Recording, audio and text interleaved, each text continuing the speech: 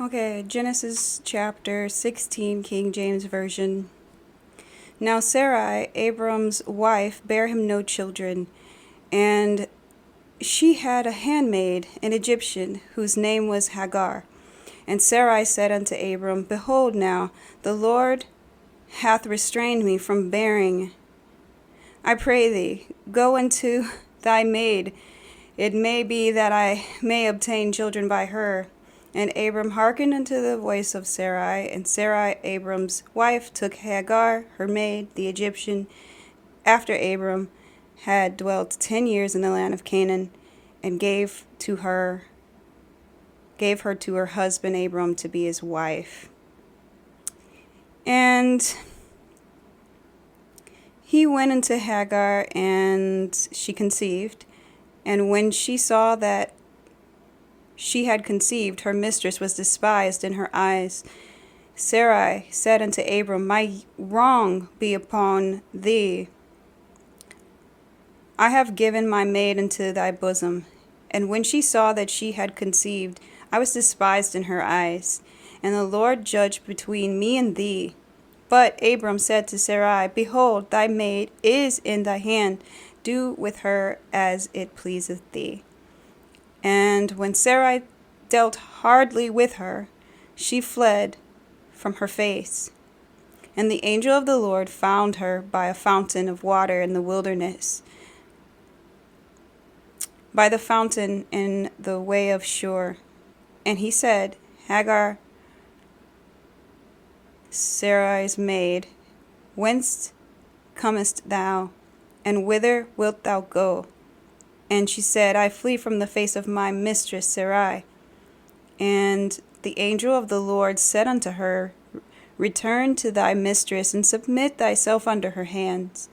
And the angel of the Lord said unto her, I will multiply thy seed exceedingly, that it shall not be numbered for multitude.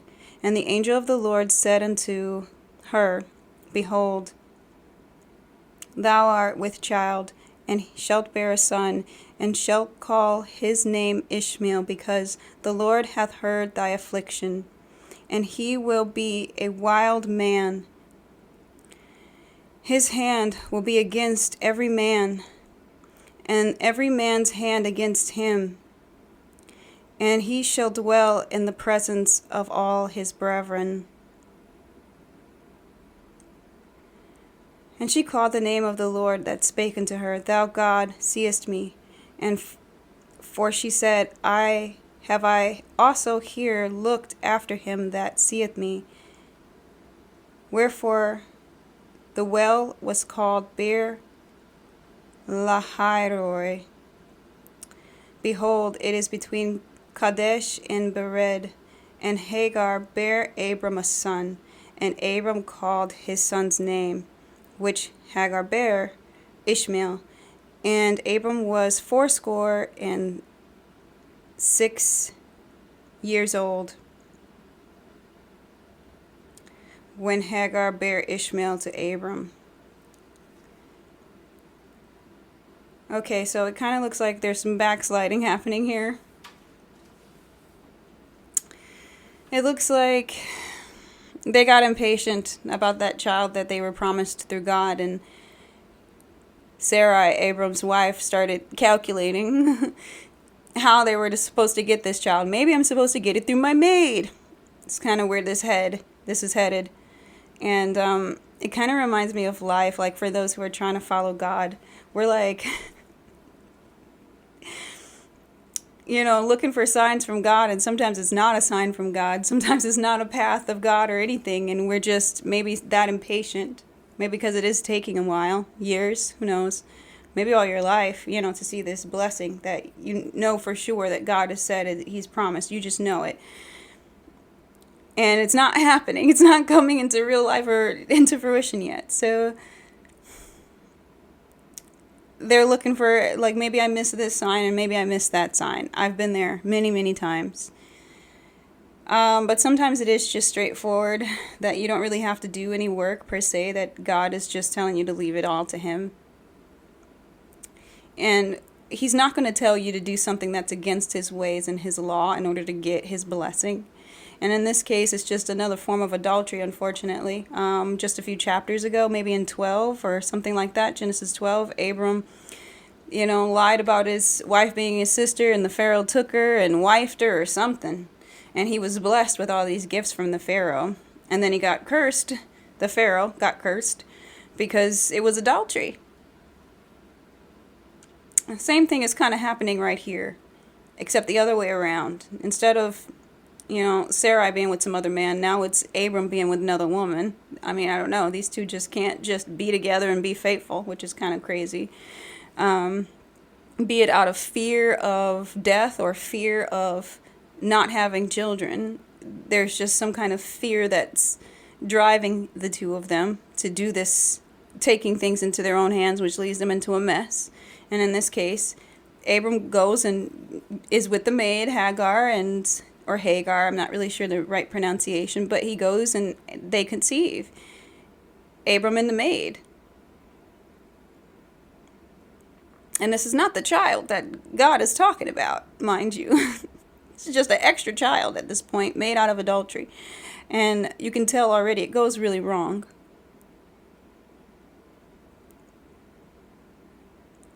Verse 4, and he went into Hagar, and she conceived, and when she saw that she had conceived, her mistress was despised in her eyes. And Sarai said unto Abram, my wrong be upon thee. I have given my maid into thy bosom.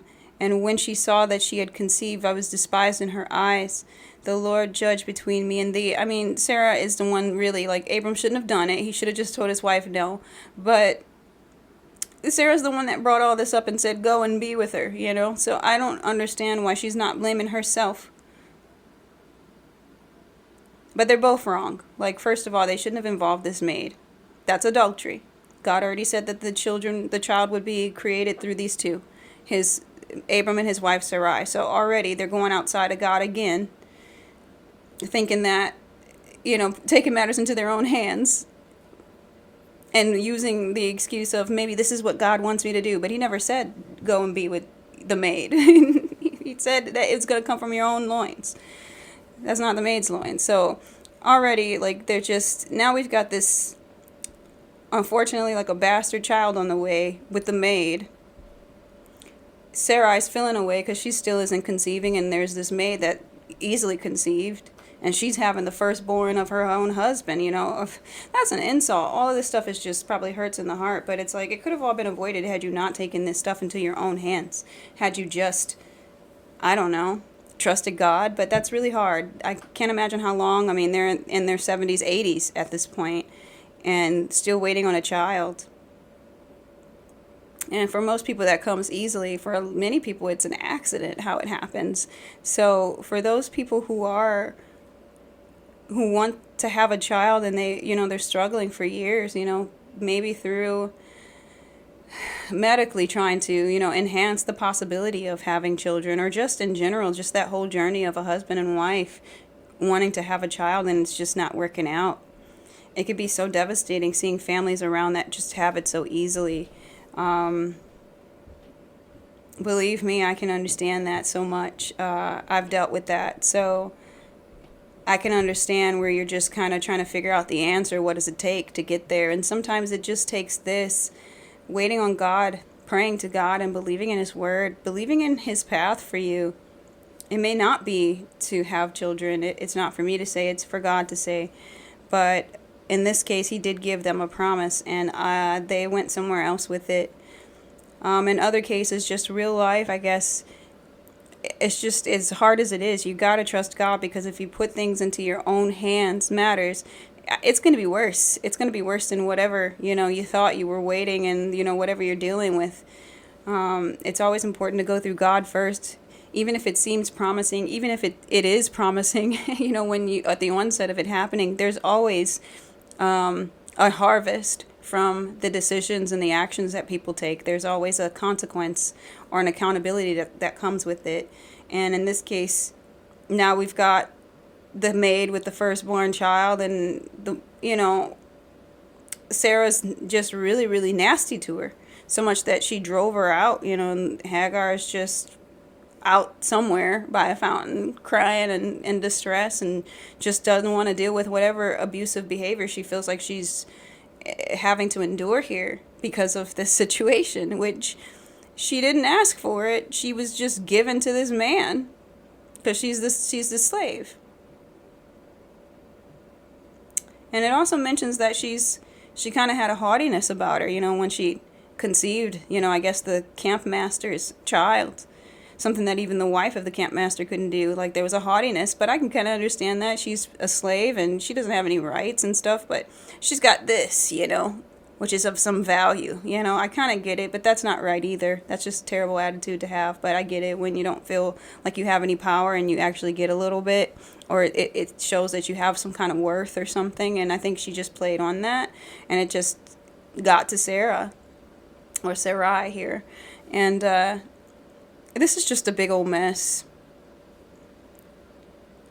This could have all been avoided had they just waited, but we're human, and a lot of times we don't wait on God. We don't trust him.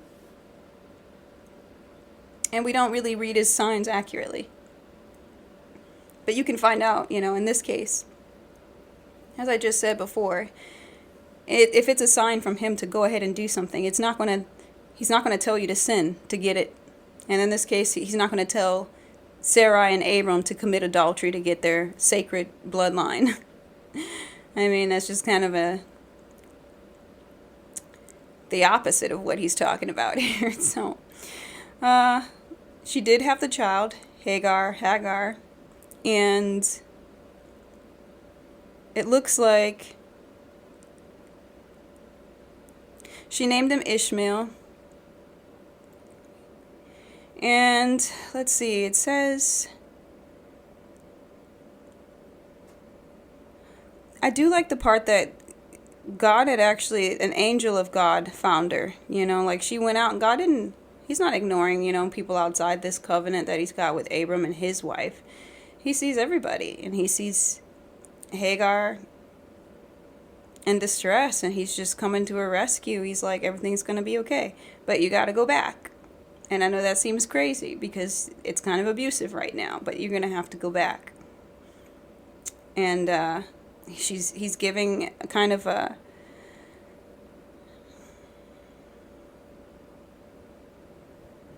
he's kind of telling her about what her son is going to become. Verse 11, and the angel of the Lord said unto her, Behold, thou art with child, and shall bear a son, and shalt call his name Ishmael, because the Lord hath heard thy affliction. So they tell her what to name him. Verse 12, and he shall be a wild man, and his hand will be against every man, and every man against him, and he shall dwell in the presence of all his brethren.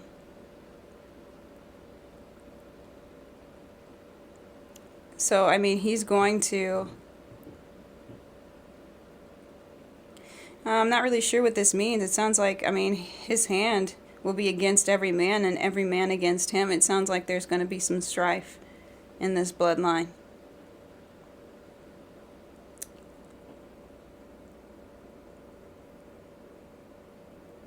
He will be a wild man. So, I don't know. I'm just looking into Ishmael, like what's in his future. And it's just...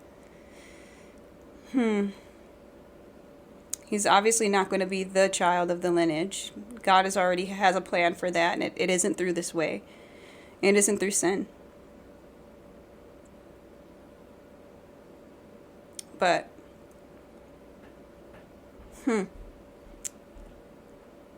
she says, I'm trying to find that line where she's at.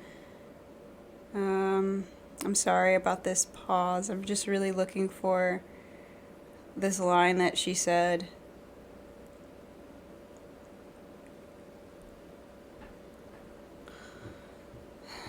I can't find it for some reason. It really stood out to me, but there's somewhere where she says, he has seen me. Sorry, this one's out. This chapter is all over the place, at least my commentary on it.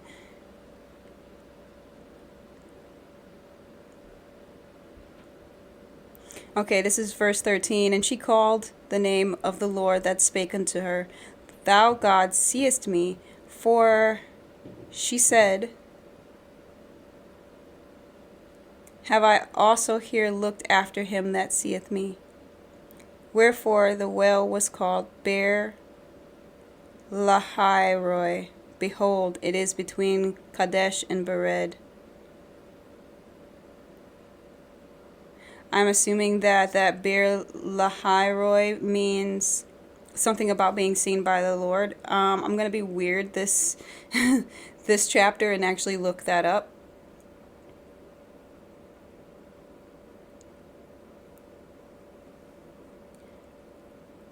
Okay, so Beerlahairoi is a Hebrew name that means well of the living who sees me.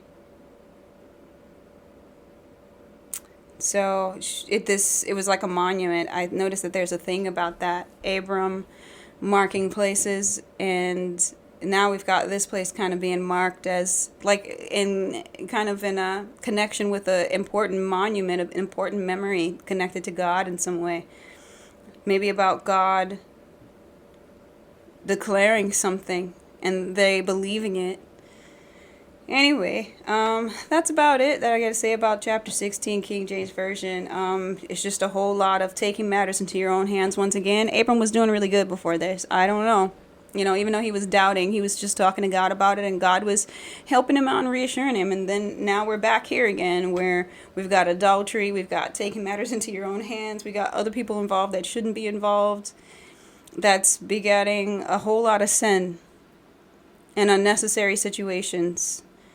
And people that shouldn't really have been involved or born, being, created in this madness. And it's still not what God had said is going to be. So, the prophecy has not fulfilled itself.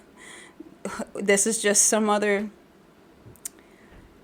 situation that just really, it didn't have a purpose, a true purpose. I mean, God's going to make a purpose for it now because it exists, but it wasn't really meant to be this way.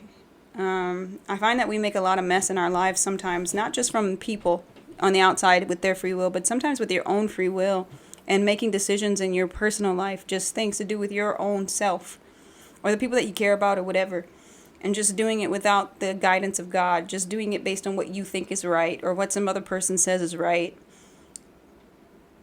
And I find that when you do that, it's just a gamble every time. It could turn out okay. God might still help you out and bless you somehow. But it's a risk because it could go the other way. And it may not even look that way at first. It could be like Lot going into the Jordan that looked lush and green and wonderful. But ultimately, even though it played out okay at first, it ended up becoming this nightmare experience between these kingdoms fighting in a war and him being caught up in it where he's captured and taken too. And it took Abram, his 318 men, and God to get him out of that. So, he didn't, there's no mention of him consulting God about any of that, consulting God about what land he should take when him and Abram were about to separate. There was none of that, but you could tell that with Abram, he was walking with God. So he was going where he was meant to go. Abram's not really doing that here in chapter 16, unfortunately. He's listening to his wife. Which reminds me of Adam and Eve as well, listening to his wife, and unfortunately the wife don't got the right idea here at all. And it would have been great if Abram knew, that this just wasn't right and didn't comply with his wife here. Like, okay, well, honey, I usually would say yes, but no. God said this other thing and I'm not going to do it. But that's another story for another day. I guess the lesson in chapter 16 is like, don't take matters into your own hands. Once again, trust God. It doesn't matter how long it's going to take. He's going to come through for those who love him. He's going to come through for those who follow him. And it doesn't matter who's not following and what they look like they're doing or what kind of power it looks like they have. They don't have any power than what God allows. And if you love him and you're walking with him, he's got your back. Even against like a bunch of kingdoms fighting or a long wait for a child or surviving abuse like Miss Hagar here. So I keep pronouncing her name Hagar. I'm sorry, I don't know which one it is, and I apologize because she's going through things too, and she matters. She was used, and it was just all wrong. So anyway, we're going to move on to chapter 17 next. I hope you got something out of this. Please do write, comment, whatever you have to share about what you got out of this chapter, and I would love to hear it. I mean, every time I read this, there's just something that I catch that I didn't the last time. So I would just love to hear what other people have to say about it. And thanks for watching, for reading, and I pray that you have a blessed day. God bless you. May God put a hedge of protection over you, and I pray many, many, many, many, many blessings over you guys who are trying to get something and understand His Word, understand God, and grow closer to Him through His Word, and get to know Him more intimately through His Word. Anyway, that's it. I'm talking too much, so you guys be blessed. Bye.